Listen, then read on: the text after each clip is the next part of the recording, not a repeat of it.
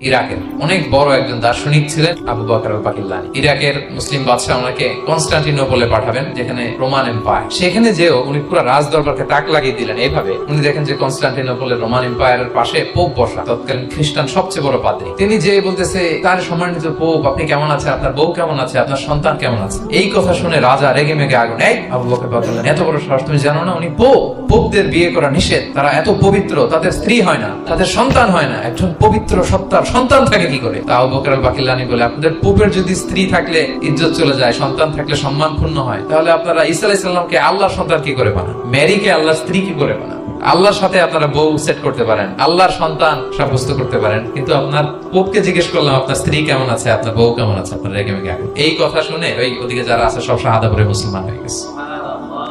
এরকম অনেক লোক ওনার বুদ্ধিমত্তা দেখে শাহাদা পড়ে পড়ে মুসলমান হয়ে গিয়েছে। সুবহানাল্লাহ।